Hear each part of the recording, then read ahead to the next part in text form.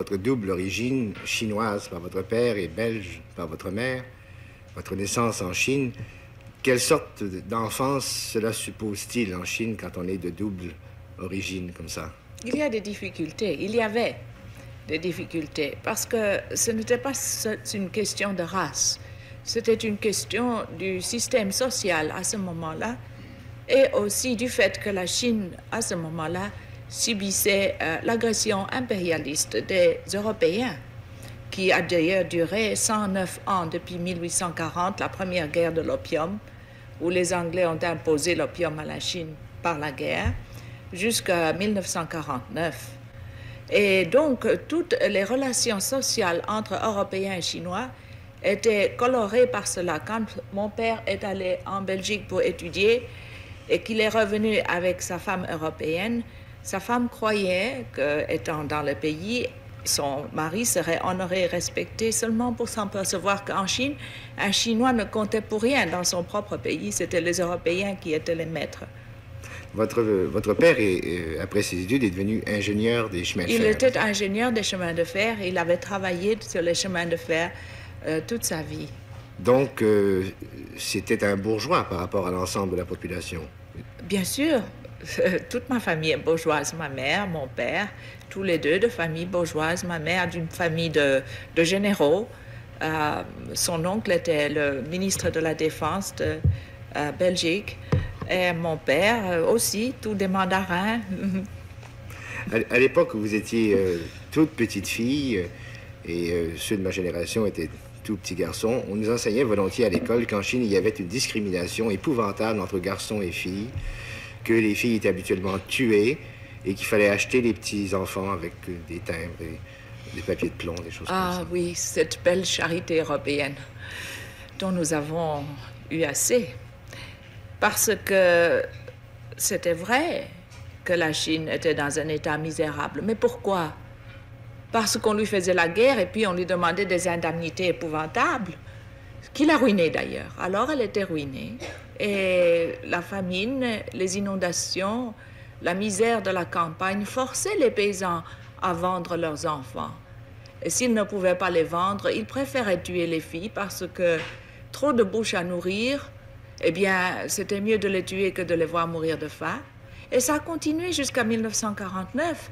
Je raconte dans Un été sans oiseaux comment, quand j'étais sage-femme au Sichuan, c'était encore la même chose. On vendait les enfants ou bien on tuait les filles parce qu'on ne pouvait pas nourrir. Et voilà, c'était ça la misère. Et les petites charités européennes là-dessus, ça ne faisait pas beaucoup d'impression. Mais cette obligation terrible de certains parents pauvres et miséreux à l'égard de leurs enfants... C'était par bonté, vraiment, pour ne pas qu'ils souffrent tellement. Si quelqu'un achète un enfant, c'est certainement pas pour le tuer, il aura à manger. C'était le raisonnement. Ça arrive maintenant dans d'autres pays asiatiques, ça arrive à Calcutta. Les gens vendent leurs enfants quand il y a une famine. C'est toujours la même chose. Ça arrivait en Europe, vous savez, auparavant. J'ai retrouvé des documents au XVIIe, XVIIIe siècle, au XVIIIe, XIXe siècle.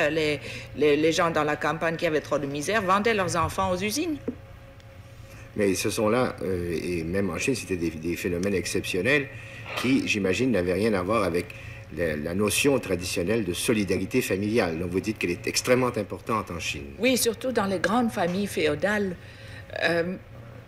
Et même dans la paysannerie, il y a beaucoup d'esprit de clan, d'esprit de famille, d'esprit d'entraide. Seulement, quand on est misérable, on ne peut même plus s'entraider. Mais dans les grandes familles propriétaires, terriennes, évidemment, cela formait un lien très puissant parce que l'entraide et la solidarité fait vraiment la puissance d'une famille. Et donc, toutes les familles et les clans se tenaient ensemble, 5 générations, 6 générations, tous les cousins, tous les oncles. C'était les grandes familles féodales, comme vous aviez en France, je crois, au 15e, 16e siècle. Et la même chose en Chine. Et voilà. Cette solidarité familiale subsiste encore en dépit des bouleversements politiques? Non. Elle ne subsiste plus? Non, il fallait la casser. Il fallait la casser parce qu'elle était le produit même du féodalisme.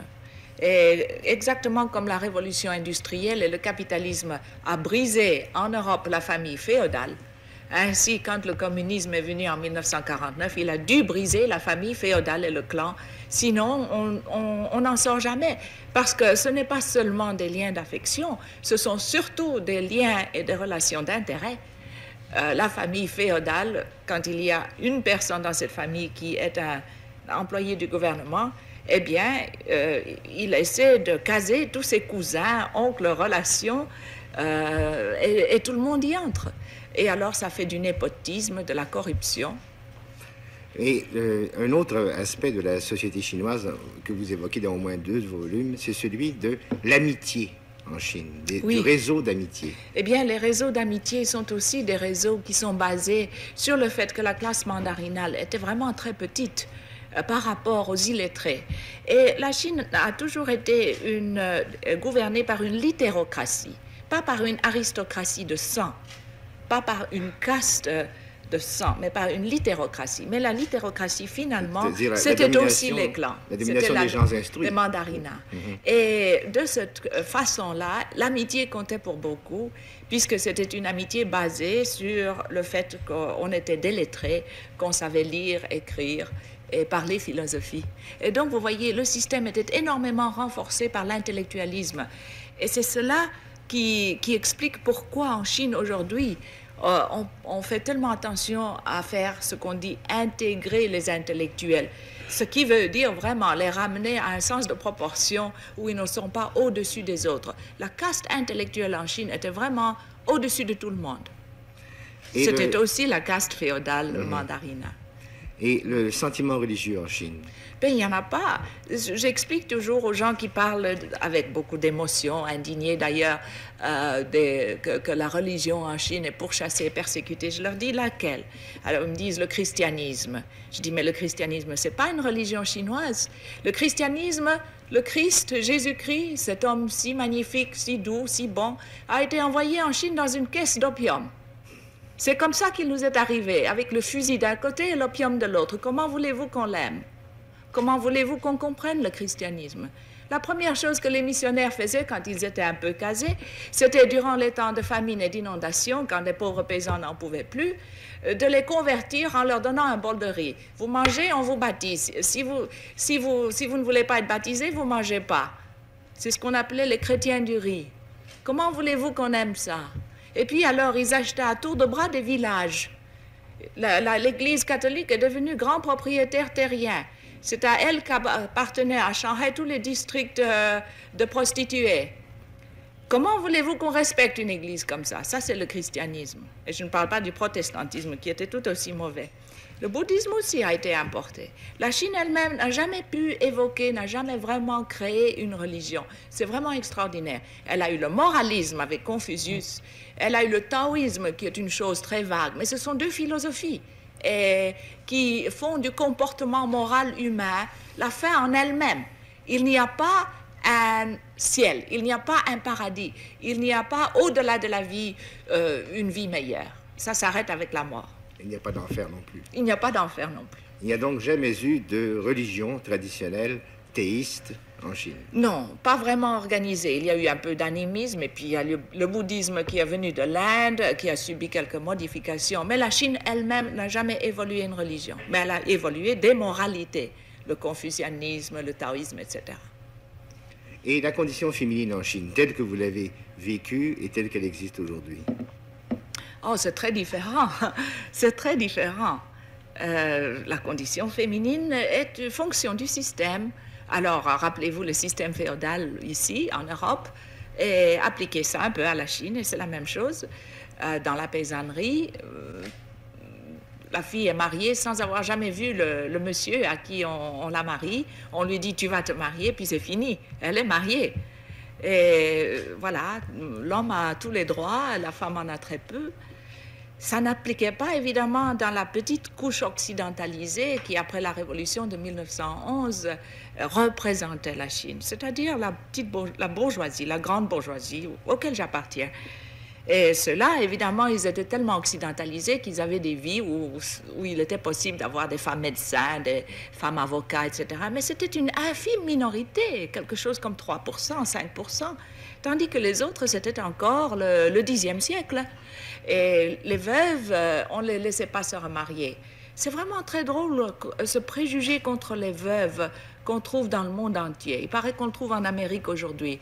Il y a beaucoup de veuves là qui me disent que c'est très difficile de se remarier si on est veuve. Mais en Chine, c'était terrible. Une veuve, même si elle n'avait que 10 ans, parce qu'évidemment, on faisait des mariages d'enfants, ou 12 ans, elle ne pouvait jamais se remarier du tout, toute sa vie. Et si elle essayait, on la tuait à coups de pierre. Et ça a continué jusqu'en 1956. La condition de la femme, c'était vraiment très, très embêtant. C'était pas du tout amusant.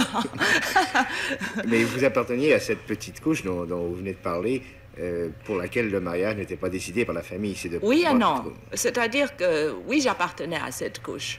Mais cela ne voulait pas dire que quand même, le mari avait des droits. Était possible de les exercer d'une façon auquel il n'y avait pas de recours à la loi. Il n'y aurait aucun recours à la loi. Et vous racontez vous-même, avec beaucoup de détails, dans Un été sans oiseaux, et c'est pour ça que je me permets de vous en parler, que lors de votre mariage en 1938, avec un Chinois, qui s'appelait Pao, que votre propre condition d'épouse était épouvantable parce que vous étiez insulté, battu. Oui, parce que, vous voyez, c'était aussi une question comme ceci, qu'à ce moment-là, il y avait la guerre.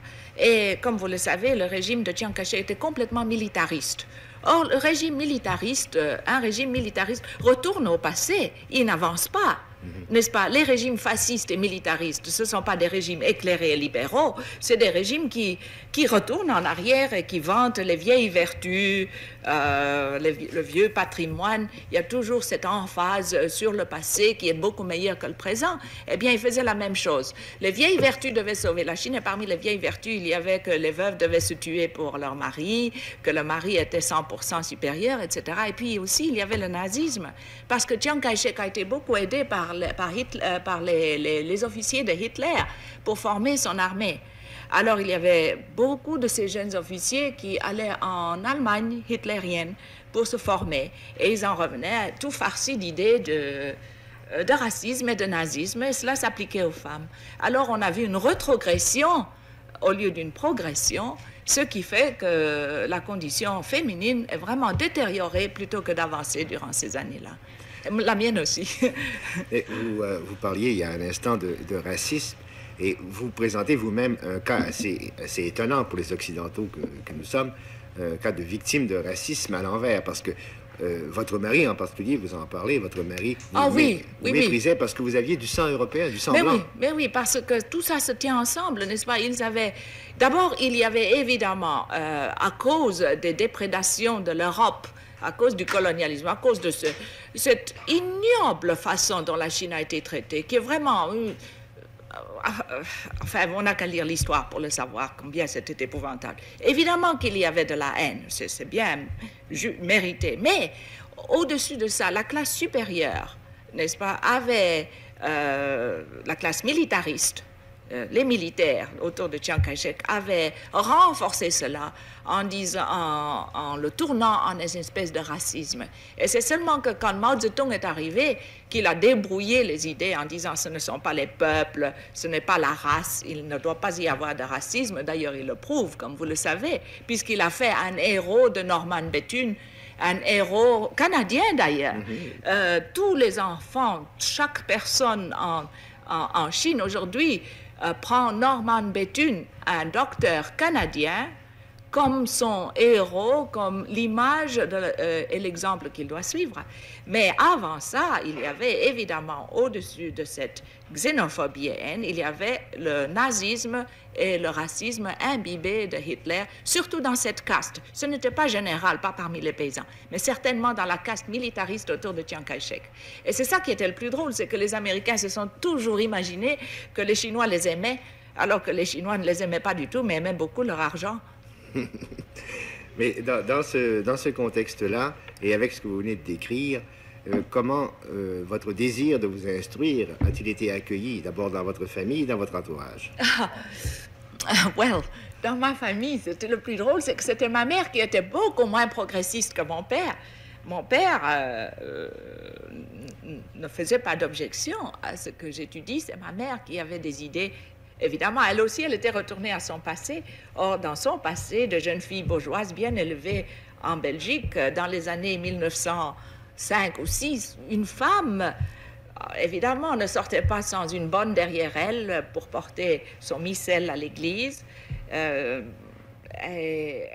n'étudiait certainement pas. Elle ne travaillait certainement pas. Alors, quand j'ai émis toutes ces prétentions, évidemment, ma mère a poussé des hurlements. Et quand même, je l'ai fait. Et plus tard, alors, avec mon mari, ça a été la même répétition. Enfin, c'était vraiment très drôle de trouver que, et en Europe et en Asie, vous aviez les mêmes idées très saugrenues, que la femme doit être une créature d'intérieur, de foyer, doit savoir faire la cuisine. Moi, j'ai jamais pu réussir. Elle doit avoir beaucoup d'enfants, évidemment, si elle le veut. Mais comme ça, forcément, parce que c'était sa condition de femme, qu'elle ne pouvait rien faire d'autre. C'est là le hic. Si une femme veut bien faire ça, eh bien qu'elle le fasse. Mais si elle ne veut pas faire ça, elle devrait avoir le droit de pouvoir faire autre chose. C'est ce que vous avez démontré, mais on sent, en lisant votre autobiographie, une sorte d'acharnement que vous aviez à étudier. Et, absolument. Un désir très précoce de vouloir être médecin. À 12 ans, je voulais être médecin et j'ai toujours voulu être médecin. J'ai jamais voulu être écrivain ou lecturer, comment dit-on, conférencier ou autre chose. Tout ce que j'ai jamais voulu faire, c'était la médecine et je l'ai faite et je l'ai pratiquée pendant 15 ans et je suis très contente de ça. Vous avez un diplôme de chirurgien et de pathologiste? J'ai un diplôme d'Angleterre. Un diplôme de practitioner, de médecin, plus un petit machin en pathologie et public health, oui. Et ces études médicales, vous les avez faites en Europe, d'abord en Belgique? Non, j'ai fait d'abord en Chine, à Yenching University, à Pékin, et puis alors 3 ans en Belgique, jusqu'à 35 à 38. Et alors la guerre a éclaté en Chine, alors je suis rentrée en Chine. Alors, je ne pouvais pas étudier. Alors, j'ai fait sage-femme dans la campagne. C'est ce qui m'a beaucoup appris sur la condition de la paysannerie d'abord, la condition de la femme paysanne ensuite, les infanticides, la pauvreté, la misère, le féodalisme. Tout ce que je connais sur la Chine, je l'ai appris dans ces années-là. Et j'étais absolument convaincue qu'il devait y avoir une révolution. Et alors, après ça, j'ai fini en Angleterre et puis je suis retournée en Asie. Mais vous êtes né en 1917, donc 6 ans après la fin de la dynastie Mandchoue. C'est ça. Quels sont les premiers événements qui vous ont politisé? Les seigneurs de la guerre. Qu'est-ce que c'était que les Les seigneurs de la guerre? militaristes, la Chine ravagée par des factionnalismes, non seulement de province, mais même dans chaque province. Chaque province, chaque endroit étant affligé par des militaristes qui se disputaient entre eux. Vous avez d'ailleurs la même chose qui se développe en Indonésie aujourd'hui. Et tous voulant arriver au pouvoir en s'entretuant. Mais ils ne se tuaient pas beaucoup. Ils faisaient surtout beaucoup de dégâts parmi les déprédations, parmi la paysannerie. Très souvent, les militaristes se mettaient ensemble pour manger ensemble et puis, alors après ça, partaient en guerre l'un contre l'autre. C'était très féodal, tout à fait comme les barons. Vous savez, les barons féodaux, c'était comme ça. C'était exactement comme la période féodale où toute l'Europe était brisée en petites baronneries où ils se guerroyaient entre eux. C'est exactement la même chose qui est arrivée en Chine entre 1915 et 1930. Et quand vous étiez alors toute alors petite fille... on courait tout le temps, on avait peur parce que les militaires arrivaient, alors on s'en allait parce qu'on avait peur d'être pris, mais c'était plus facile pour nous que pour les Chinois parce qu'eux, on pouvait faire tout ce qu'on voulait avec les militaristes, pouvaient les rançonner ou les tuer ou n'importe quoi. Avec ma mère, c'était plus difficile. Ils avaient quand même peur un peu de toucher aux Européens. Alors, on se réfugiait de temps en temps, ici et là, sur le chemin de fer. Mon père était sur le chemin de fer. Il était très soucieux. Il disait, « Ah, ce général est venu, alors je dois quand même protéger mes wagons. » Parce qu'ils prenaient tous les wagons et les locomotives. Ils avaient toujours besoin de wagons et de locomotives. Alors, il fallait toujours essayer quand même de faire rouler le train parce que le train devait rouler. Et mon père, lui, il s'est acharné pendant des années à faire rouler les trains malgré les militaristes et les guerres et tout ça. C'était vraiment très intéressant et je me rappelle très bien de cette période-là. Ça m'a marqué très fort. C'est pour ça que j'ai très bien compris, je crois, pourquoi la révolution était essentielle. Mais la prise du pouvoir par Chiang Kai-shek a-t-elle mis fin à ce régime des seigneurs? Pas tout à fait. Pas tout à fait. La prise du pouvoir par Chiang Kai-shek a commencé, comme vous le savez, par une trahison et un massacre. Il y avait un front uni avec les communistes. Dès qu'il a pu, il s'est tourné contre eux, les a massacrés et a pris le pouvoir de nouveau en militariste. Et pendant les 10 ans, entre 1927 et 1937, il y a eu 15 soulèvements militaristes contre lui aussi. Ce n'était pas fini. Et s'il n'y avait pas eu la guerre avec le Japon, il est certain que le chaos aurait continué. Parce qu'il était, lui, aussi un produit de cet âge, n'est-ce pas? Et il n'avait pas de solution sociale. S'il avait eu une solution sociale, vraiment il s'était mis au problème, qui était le problème de la réforme terrienne, le problème de la paysannerie, c'est certain que l'histoire serait différente. Mais il avait la mentalité d'un militaire, d'un militariste, il fallait le pouvoir militariste, et voilà, c'est comme ça qu'il n'a pas pu résoudre les problèmes de la Chine et que finalement, il a été battu. Il avait dès le début, je crois, l'appui des États-Unis. Il a encore d'ailleurs à Formose. Oui, la première fois qu'il a eu cet appui, c'est quand il a commencé en avril 1927 à tuer les communistes. D'ailleurs, ça a été très bien décrit par Malraux, André Malraux, qui, vous le savez, dans La condition humaine. Justement, récemment, j'ai dû faire le scénario de La condition humaine. On va porter ça à l'écran. Et c'est vous qui avez fait le scénario? Et c'est moi qui ai fait le scénario. Je connais M. Malraux. Et nous en avons parlé. Et vraiment, il a décrit ça très bien. C'est un livre que vraiment on devrait lire pour comprendre la Chine. Comment Chiang Kai-shek a tourné. Kazakh ou capot. Oui, turncoat. Et comment il a tourné, comment il a massacré ceux qu'il avait mis au pouvoir. Parce que ce sont les ouvriers et les paysans qui se sont soulevés et qui ont pris la ville et puis qui le lui ont donné. Et alors après qu'il le lui avait donné, une semaine après, il les a massacrés. Alors, c'est très intéressant. Et ça se reproduit d'ailleurs maintenant partout. En Indonésie, ça s'est reproduit, ces bains de sang. Ça va encore se produire autre part, les coups militaires. Et il a fait donc ce coup militaire. Mais il ne pouvait pas résoudre la question sociale, la question terrienne. Et c'est cela, n'est-ce pas, qui est tellement important, c'est que du moment qu'il ne pouvait pas la résoudre, ça devait être résolu d'une autre façon. Vous comprenez? Et voilà. Et le principal opposant déjà à cette époque-là de Chiang Kai-shek, c'était Mao Tse-tung, qui était à ce moment-là un jeune homme, ou presque. Personne ne parlait de Mao Tse-tung en 1927, n'est-ce pas? Personne ne le connaissait. D'ailleurs, ce qui est extrêmement drôle, si on lit la littérature de ce temps-là, c'est que Mao Tse-tung, déjà en 25-26, avait dit qu'il faut s'appuyer sur la paysannerie. Or, le Parti communiste chinois, qui avait commencé seulement en 1921, était tout fait d'intellectuels. Or, les intellectuels, vous savez, ils ne comprennent pas toujours très bien les choses. Ils n'ont pas d'expérience pratique. Alors, ils ont beaucoup de théories, mais ils n'ont pas l'expérience pratique. Et Mao Tse-tung avait cette expérience pratique, c'était un paysan. Alors, il a dit, il faut s'appuyer sur la paysannerie. Et eux, ils disaient, non, prenez les villes. Or, les villes en Chine, c'est 10%, 12% de la population. La paysannerie, c'est 90% de la population. Bien sûr que si vous voulez faire une révolution, vous vous appuyez sur la majorité. Et c'était vraiment simple, comme tout, ils ne pouvaient pas comprendre ça. Alors, ils se sont laissés faire.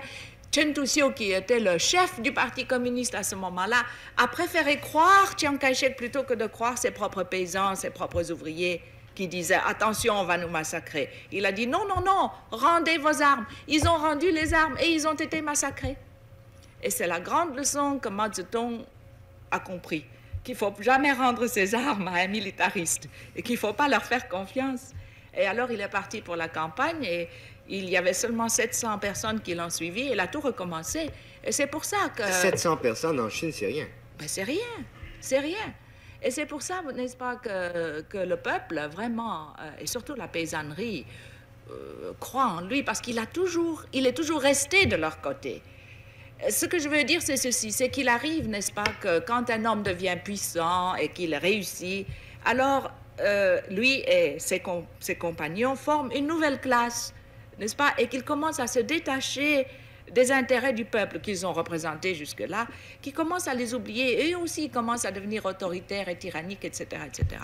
Or, Mao Zedong a prouvé que, malgré tout et malgré ses 75 ans, il n'a jamais oublié le peuple, puisque dans la révolution culturelle, il a tout recommencé et tout remis en question encore une fois, parce qu'il avait peur que le parti dégénérait en une tyrannie bureaucratique comme on l'avait vu sous Staline et qui a amené la Russie à son jour d'aujourd'hui. Mais le portrait que vous tracez de Mao Zedong est un portrait favorable. Je suis sûr qu'il étonne ceux qui ne le connaissent qu'à travers la presse occidentale où on le décrit comme une sorte de dictateur assez simpliste. Et d'ailleurs, on le fait mourir de temps en temps. Oui, de temps en temps. On a tué Mao Zedong 47 fois depuis 1927. 47 fois, j'ai calculé parce que je suis en train d'accumuler du matériel. On l'a tué 47 fois. Il a été frappé de paralysie 12 fois. Il ne peut plus parler au moins 5 fois. Il parle très bien. Il y a beaucoup de gens en ce moment avec qui il est en train de parler. Toutes sortes de choses comme ça. C'est vraiment très ridicule. Ce qui est le plus ridicule, c'est qu'on publie ses pensées. Ses mensonges. Oui. On publie ses mensonges et puis les gens le croient. Et puis 6 mois après, on publie quelque chose d'autre. Je crois qu'il a le parkinsonisme, qu'il est paralysé, qu'il a une maladie du foie, qu'il ne voit plus. Toutes ces choses-là, on raconte. Et puis alors, il apparaît, il parle, on le voit. Mais c'est vraiment très ridicule. Parce que ce n'est pas comme ça. C'est le plus grand homme de ce siècle. C'est vraiment un grand homme. Je crois, si vous lisez, malheureusement, les gens ne lisent pas et ils ne se donnent pas la peine. Ils croient qu'ils savent parce qu'ils lisent des petits extraits ici et là dans les journaux. Ils croient qu'ils connaissent tout. Pas d'expérience pratique, n'est-ce pas? Eh bien, s'ils se donnaient vraiment la peine de lire un peu sa vie et ce qu'il a écrit, je crois qu'ils auraient des idées différentes, qu'ils comprendraient pourquoi en Chine, c'est le plus grand homme que la Chine ait jamais produit. Ça, il n'y a pas à en douter. C'est le plus grand homme que la Chine a jamais produit. Et ce n'est pas la partisanerie qui vous fait parler. Oh non, ce n'est pas la partisanerie, parce que moi, je n'avais pas du tout cette idée-là en 56 ni en 60. C'est parce que je me suis mis, moi, à bien étudier tout ce qui est arrivé. Et que j'ai beaucoup débattu et beaucoup critiqué chaque fois que je rentrais en Chine, mais j'avais des critiques, j'avais des listes comme ça, des choses à demander pourquoi vous faites ceci, pourquoi cela, pourquoi cela. Mais c'est en 1960, à la fin de 1960, que j'ai commencé à comprendre. Et j'ai commencé à comprendre à cause de la dispute avec la Russie. Et avec la révolution culturelle aussi, j'ai commencé à comprendre, non pas qu'il est parfait, je ne dis pas qu'il est parfait, je ne dis pas qu'il est infaillible, d'ailleurs c'est lui le premier qui ne le dirait pas, mais que c'est vraiment un grand homme qui essaie de faire de son mieux pour l'humanité. Pas seulement pour la Chine, alors? Pas seulement pour la Chine, pour l'humanité. Mais qu'est-ce qu'il représente pour la Chine et, disons, pour le reste de l'humanité qui n'est pas dans le camp occidental, pour le tiers-monde, par exemple? Mais il n'y a pas de camp. Il n'y a que des êtres humains. Et nous devons tous apprendre à vivre ensemble. Pour les 3/4 de l'humanité qui n'est pas réfugiée, isolée, car les Occidentaux sont très isolés aujourd'hui. Ce n'est pas la Chine qui est isolée, c'est l'Occident qui est isolé. Pour les autres 3/4 de l'humanité, Mao Zedong, plus que 3/4, n'est-ce pas? Parce que vous n'êtes que 400 millions. Pour les 5/6 de l'humanité, Mao Zedong, c'est l'espoir du monde. Et l'Occident qui veut s'emmurer et ne pas comprendre ça, se fait du tort. C'est ça qui est tragique. Ce qui est tragique, c'est ce refus de voir et de connaître. D'ailleurs, Jésus-Christ l'avait dit, il a dit, mais bienheureux ceux qui ont des yeux pour voir et ceux qui ont des oreilles pour entendre, n'est-ce pas? Est-ce que vous faites un rapprochement entre Mao Zedong et Jésus-Christ? Moi, je lis toujours la Bible. Je suis catholique. Mon mari est catholique. Son père est le président de tous les catholiques de l'Inde. Et c'est le catholicisme. Et d'ailleurs, j'ai beaucoup d'amis catholiques en Asie qui suivent Mao Zedong parce qu'ils sont catholiques. C'est ça qui est extraordinaire. Et le même phénomène arrive en Amérique latine. C'est en Amérique latine que vous avez les évêques qui disent le capitalisme et le néocolonialisme marchent vers leur destruction. Tenez, l'autre jour, dans le monde diplomatique, j'ai vu une petite chose, un père jésuite, évidemment latino-américain, a dit « Prendre la croix du Christ ou prendre la mitrailleuse de la guérilla, c'est la même chose. » Eh bien, si on n'avait pas dit que c'était un jésuite, on dirait « Mais quel activiste, quel communiste, etc. » Mais c'est un jésuite qui a dit ça, et il n'est pas fou. Il est jésuite. Mais il est latino-américain. Alors peut-être qu'il faut devenir latino-américain pour comprendre ça. L'Église est en ce moment dans une période où il y a, dans l'Église même, des tiraillements extraordinairement intéressants. Et je trouve la même chose dans mes amis catholiques asiatiques. Il y a une dame célonaise, une très grande dame, très noble, très riche, très catholique. Eh bien, elle a écrit des livres formidables sur Mao Zedong, parce que pour elle, Mao Zedong, c'est le Christ revenu sur Terre. Mais elle ne croit pas qu'il est divin, mais elle veut dire dans un message, vous savez, dans le message d'espoir pour l'humanité. Et alors, c'est elle qui fait beaucoup de correspondances. Et nous aussi, nous pensons et nous trouvons que quand on lit vraiment Jésus-Christ, eh bien, il a dû représenter pour sa période de la Révolution, puisqu'il était toujours avec les pauvres. Il était toujours avec ceux qu'on méprisait. Il était avec les prostituées. C'est pas lui qui était avec la bonne compagnie et les gens bien. Au contraire, il criait dessus. Il a pris un fouet pour jeter les marchands du temple. Alors évidemment qu'on s'est débarrassé de lui en le tuant. Et s'il revenait, on le crucifierait de nouveau. Et ce que Jésus-Christ a voulu faire, selon vous, c'était aussi une sorte de révolution morale. Je crois qu'il faut recomprendre le message du Christ. Et le message du Christ, c'est aimez-vous les uns les autres. Et Mao Zedong dit les peuples révolutionnaires doivent s'aimer les uns les autres. Alors moi, je pars de là. Ce qui a peut-être le plus contribué à donner une image déformée de l'œuvre de Mao Tse-tung, c'est ce qu'on a appelé, qu'on appelle encore la révolution culturelle, dont les origines remontent à novembre 65. Alors, pour comprendre la révolution culturelle, si on ne se fie qu'aux journaux occidentaux, on en a évidemment une idée très déformée. Selon vous, qui a déclenché la révolution culturelle en Chine? En quoi cette révolution a-t-elle consisté? Je devrais commencer par dire que oui, si on lit les journaux occidentaux, le monde ne ressemble pas au monde comme il est. C'est presque une fiction. C'est d'ailleurs une fiction. Par exemple, on trouve des choses comme ceci, et je vais répondre ceci d'abord avant de prendre votre chose, parce que c'est très important que tout le monde comprenne. Il y avait un journal Garde Rouge qui écrivait « Nous allons tirer les oreilles à un tel fonctionnaire parce qu'il s'est mal comporté ». Eh bien, ça a été traduit par les journaux en 60 000 personnes ont eu le nez et les oreilles coupées en Chine. Voilà. C'est un peu comme quand nos parents... Alors, comment peut-on comprendre la révolution culturelle quand on vous donne des nouvelles comme ça? Donc, il vaut mieux d'abord que tout le monde qui vraiment s'intéresse à cette question commence par oublier tout ce qu'ils ont lu et entendu. N'est-ce pas? Ce qui est difficile. Oui, d'accord. Et alors, deuxièmement, qu'ils se disent, qu'est-ce que Mao Zedong a vraiment voulu faire? D'abord, la révolution culturelle ne date pas de 65. Elle a été pensée déjà par Lénine et ensuite par Mao. Et Mao Zedong y avait déjà réfléchi en 1949, mais il ne savait pas comment cela allait se passer.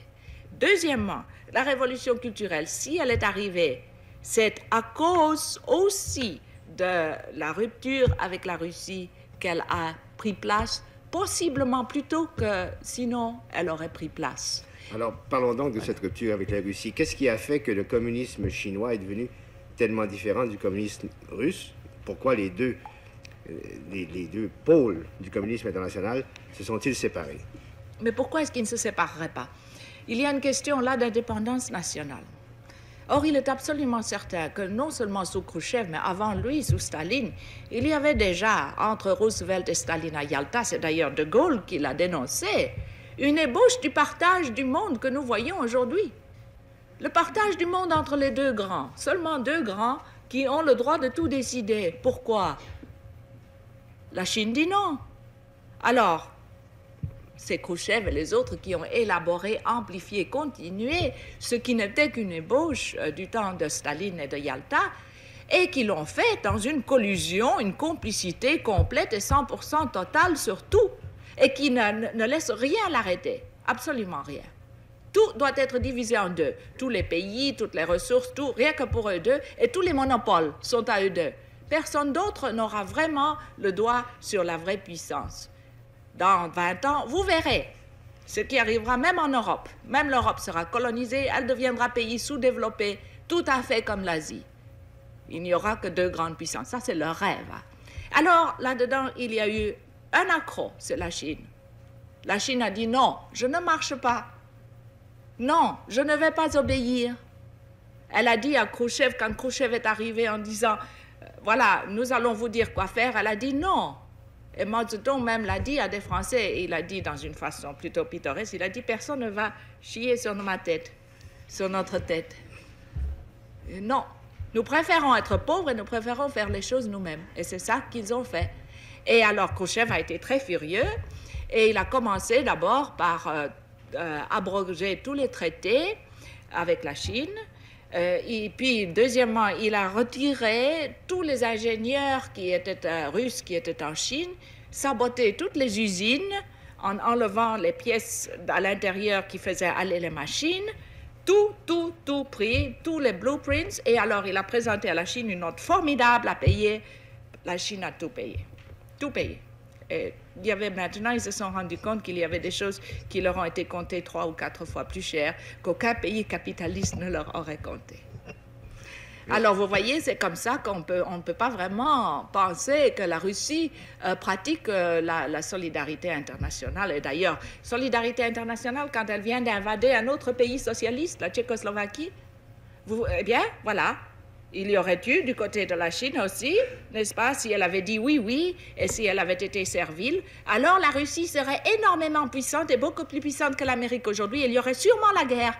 Et donc, les idiots et les imbéciles, il y en a beaucoup, qui disent « Oh, la Chine, c'est une occasion de guerre. » Mais non, votre protection à vous, c'est l'indépendance de la Chine. C'est que la Chine ne marche pas avec la Russie. Si elle marchait avec la Russie demain, mais enfin, demain, vous êtes en train de vous demander si vous aurez la guerre nucléaire. Seulement, les gens ne comprennent pas, ils ne sont pas logiques. N'est-ce pas? C'est tellement facile. Vous disiez tout à l'heure que la révolution culturelle est née en partie de cette scission entre la Russie et la Chine dont vous venez d'exposer les principaux motifs. Voulez-vous élaborer là-dessus? La révolution culturelle est née en la suite de cette scission. Eh bien, parce que Mao Zedong s'est dit, mais comment est-ce que c'est que la Russie, le premier pays socialiste du monde, et que tant de gens qui sont morts pour cette révolution, y compris en Europe, comment est-ce que c'est qu'ils sont devenus comme ça? Et pourquoi? Mais on a le droit de se demander ça. Pourquoi est-ce qu'ils sont devenus une telle tyrannie bureaucratique? Est-ce que c'est vrai, toutes ces idées, toutes ces histoires de libéralisation? Mais c'est pas vrai. Il n'y a pas de libéralisation en Russie. Il y a une petite libéralisation pour une petite couche supérieure, le mandarinat, la couche supérieure qui est en train de se faire de l'argent, tout à fait comme dans n'importe quel autre pays élitiste, n'est-ce pas? Alors, il s'est demandé comment c'est arrivé. Et c'est pour ça la révolution culturelle, c'est pour empêcher que le même phénomène arrive en Chine. Et donc, la révolution culturelle a été une révolution qui était une révolution des habitudes mauvaises, des pensées égoïstes, agressives, du retour en arrière, de toutes les vieilles coutumes et habitudes qui étaient mauvaises pour l'individu, en ce qu'elle fomentait, n'est-ce pas, cette espèce d'égoïsme, de chauvinisme, de xénophobie, de tout cela. Tout cela, Mao Zedong a voulu abattre. Et il a surtout voulu abattre sa propre bureaucratie. Et c'est ça que les gens n'ont pas compris. C'est qu'il a donné donc le pouvoir aux masses.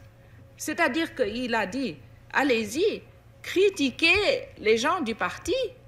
Quel autre chef communiste, je vous demande, a demandé aux masses populaires de critiquer son propre parti, de critiquer les fonctionnaires qui s'étaient mal conduits dans le parti, et qui donc a créé dans ces comités révolutionnaires des alliances où il y a des masses populaires qui ne sont pas des membres du parti, mais qui donc représentent un système beaucoup plus démocratique qu'on n'a jamais vu en Asie ou dans les pays socialistes, n'est-ce pas? C'est ça qui est intéressant. On parle de révolution culturelle encore à l'heure actuelle et en Occident parce que les jeunes se révoltent devant un certain système qui ne leur plaît pas et qui n'assouvit pas leur désir profond. Et on fait une relation entre cette révolution culturelle et celle de Chine. Mais est-ce qu'il n'y a pas une différence profonde? Il n'y a pas de révolution culturelle ici. Alors, pour essayer de comprendre ce qui se passe... Pas du tout comme en Chine. Alors, dites-nous exactement en quoi ça a consisté en Chine, la révolution culturelle. Eh bien, ça a consisté, comme je vous dis, d'abord dans une étude approfondie de Mao Zedong, depuis 1959 jusqu'à 1965, il a pris 6 ans là-dessus, de ce qui était arrivé en Russie. Deuxièmement, dans une investigation totale par des milliers et des millions de jeunes étudiants intellectuels envoyés dans la campagne de ce qui arrivait vraiment. Oui, alors Mao Zedong a donné aux jeunes le droit de contester. Voilà. Alors, troisièmement, la contestation par les jeunes de tout ce qui était vieux et pourri et la découverte par les jeunes gardes rouges de ce qui était mauvais dans la société. Par exemple, qu'il y avait des gens qui étaient des vieux propriétaires terriens qui étaient revenus, toutes sortes de choses que j'ai d'ailleurs dénoncées. La liste est longue. Quatrièmement, l'enrôlement alors des travailleurs. Cinquièmement, le pouvoir aux travailleurs, pas aux gardes rouges, pas aux jeunes intellectuels. Sixièmement, les travailleurs alors et les jeunes s'intègrent et les jeunes vont étudier chez les travailleurs. C'est-à-dire, ce n'est pas les jeunes et les intellectuels qui doivent dire aux travailleurs quoi faire. Ils s'intègrent avec les jeunes et les intellectuels. Et les jeunes et les intellectuels, les gardes rouges, sont maintenant à la campagne, dans les usines et partout où ils travaillent, étant devenus, eux, à leur tour, travailleurs intellectuels. C'est vraiment une opération formidable sur un quart de l'humanité. Une opération, il n'y a rien comme cela ici, c'est tout à fait différent ici. Oui, parce que c'est Mao Zedong qui avait pris, par exemple, la décision de fermer les universités. Et les lycées. Oui, bien sûr, parce qu'il fallait faire la refonte de l'éducation. Là, les investigations avaient montré que comme l'éducation était encore dans les mains de la bourgeoisie d'avant, n'est-ce pas? Parce qu'on n'a pas tué la bourgeoisie en Chine, on ne l'a pas liquidée. Eh bien, que tout recommençait. Ils avaient, par exemple, à l'entrée, à l'examen d'entrée, il y avait 80% des candidats qui se présentaient étaient de classe paysanne ou de classe ouvrière et 20% de la bourgeoisie. Eh bien, en 4e année, quand ils en sortaient, 80% des sortants diplômés étaient de la bourgeoisie et 20% des autres. Qu'est-ce qui était arrivé durant ces 4 ans? C'est très intéressant. Et cette espèce de népotisme où les vieilles traditions familiales de la propriété terrienne reprenaient, où les gens qui se connaissaient bien par amitié, la famille d'un tel, par exemple, disons ma famille Cho, bien connue dans ma province, eh bien, elle avait beaucoup plus de chances d'avoir ses fils réussir à l'université parce qu'on savait que le grand-père avait été magistrat, etc., qu'un pauvre petit qui venait de la campagne et qui n'avait personne pour le pistonner. De sorte que le petit qui venait de la campagne, le devenu ouvrier, se sentait aliéné dans... Tout à fait aliéné dans la chose. Et voilà pourquoi la révolution des jeunes... Ce qui est extraordinaire, c'est que Mao Zedong était du côté des jeunes, pas contre eux. Donc vous avez là tout à fait le renversement de ce que vous trouvez, par exemple, aux États-Unis ou autre part, où vous avez les jeunes qui contestent, qui ont la société vraiment contre eux, tandis que là, vous aviez Mao Zedong du côté des jeunes, mais la tyrannie bureaucratique, les fonctionnaires contre eux. N'est-ce pas? Ce qui est très intéressant. Mais est-ce que la révolution culturelle a eu des bons et des mauvais côtés? Ah, bien sûr qu'elle a eu des mauvais côtés. Il est impossible de faire une chose comme ça sans avoir des mauvais côtés. Et malgré qu'en août 66, c'était formel qu'il ne fallait pas employer la violence. Je ne parle pas des autres, il y a beaucoup d'autres choses, d'autres résolutions qui avaient été passées.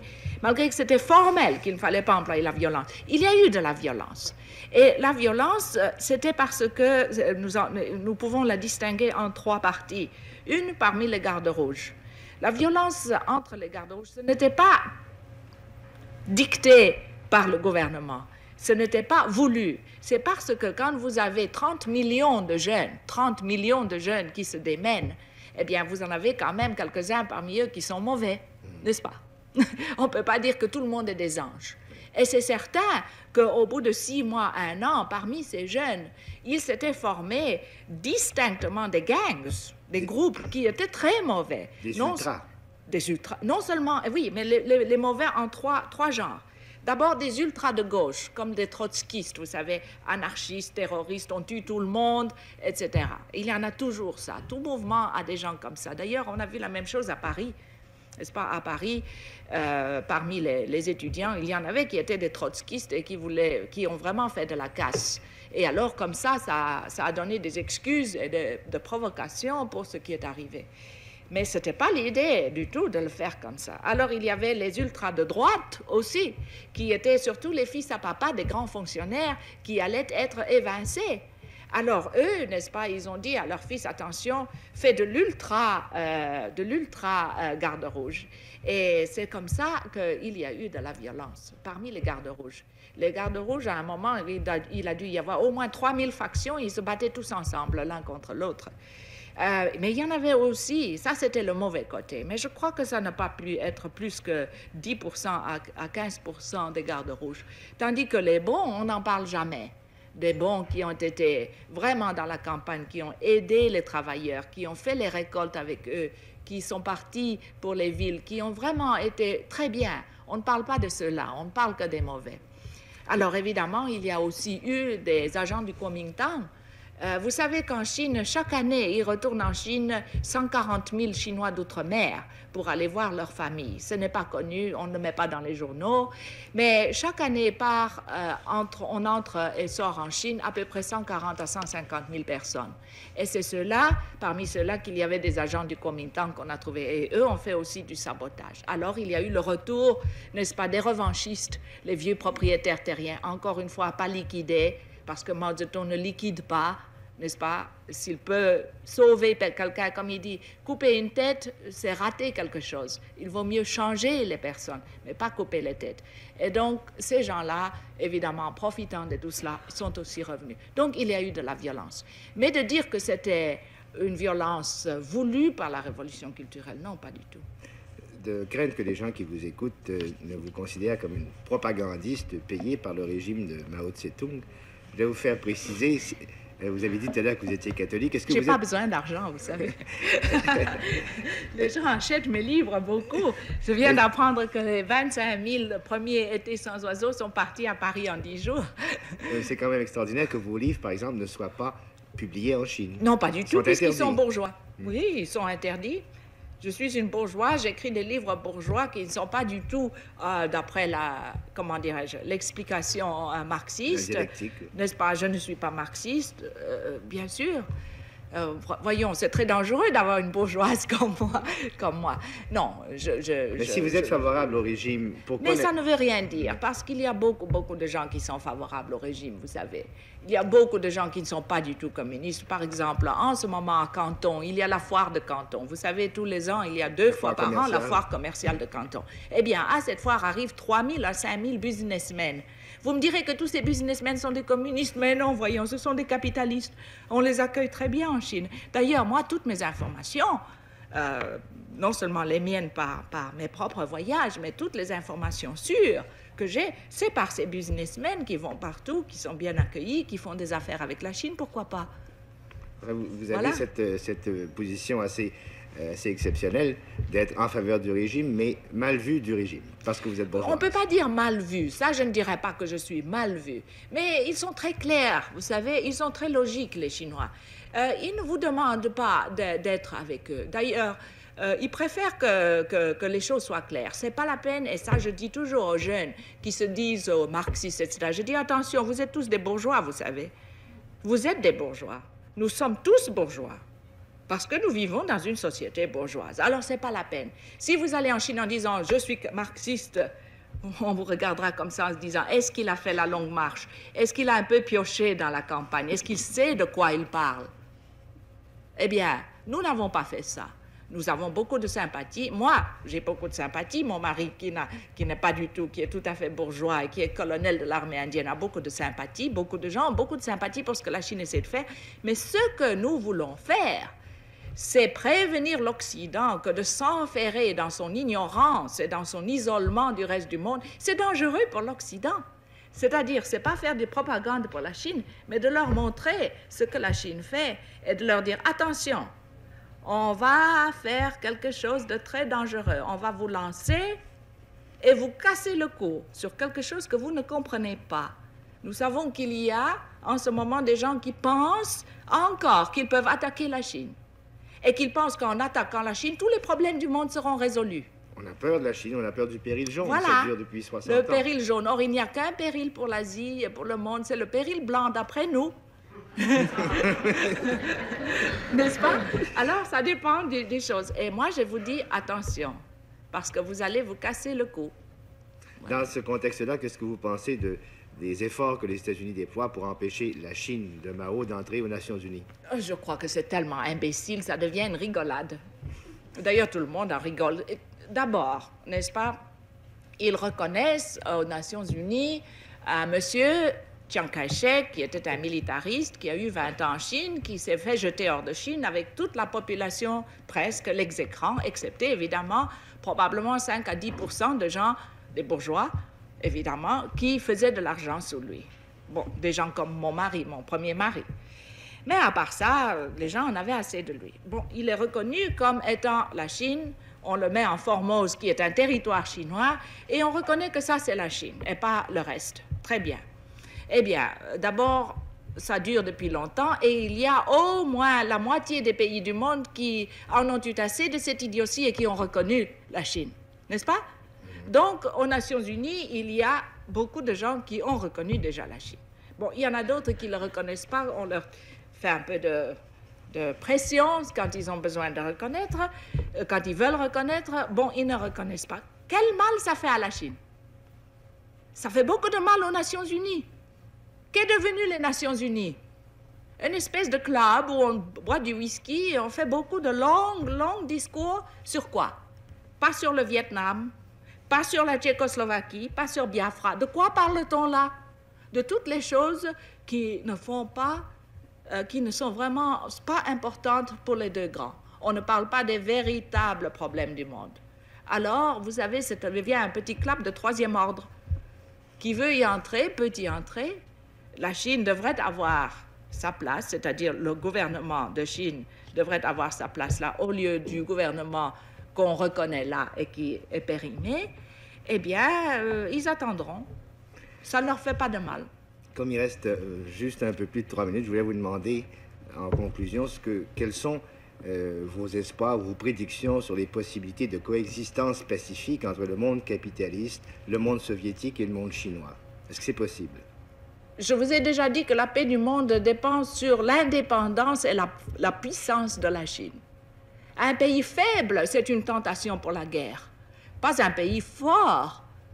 Parce que, et voilà une chose que je crois qu'il y a des gens au Canada qui ont commencé à reconnaître, c'est que la Chine, vraiment, dans son évolution future, le plus vite qu'elle devient forte et puissante, le plus tôt peut-être qu'on aura la paix, la vraie paix au monde, et pas cette espèce de paix loupée, une espèce de coexistence entre les deux grands qui est vraiment un néocolonialisme nouveau.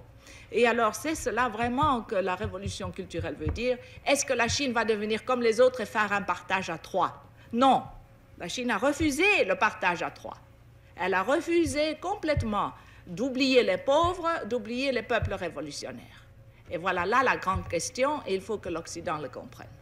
Et récemment, McNamara, ancien secrétaire de la Défense, disait en substance aux pays sous-développés, pour bénéficier de l'aide américaine, il faut que vous fassiez du family planning, il faut que vous fassiez de la contraception massive. Quelle est votre position là-dessus? Ma position, c'est que le pape a raison. Sur la pilule? Le pape a complètement raison sur la pilule. Expliquez-vous. Parce qu'il n'a pas pensé seulement, encore une fois, à la petite minorité occidentale isolée qui veut faire du planning pour sa propre convenance. Il a pensé à l'Amérique latine, qui est sous-peuplée, qui n'a que 5 personnes par kilomètre carré. C'est-à-dire 15 fois moins qu'en Europe. 15 fois moins qu'en Europe, qui a besoin de gens pour la développer et à qui M. McNamara a dit « vous devez absolument vous stériliser ». Pourquoi? C'est du génocide déguisé. C'est pour pouvoir empêcher qu'il y ait là vraiment des populations qui peuvent être indépendantes. C'est pour en faire des colonies dont on extrait tout ce qu'on veut. Et voilà ce que le pape a vu, mais il a vu aussi autre chose.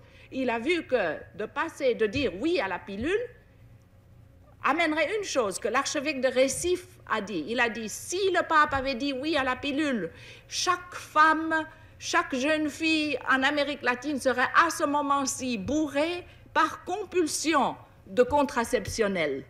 On le lui mettrait dans son manger, on le lui donnerait à l'école. Et voilà ce que le pape ne voulait pas, parce que la moitié des catholiques du monde, ça vient de l'Amérique latine, et l'Église ne va pas se stériliser elle-même.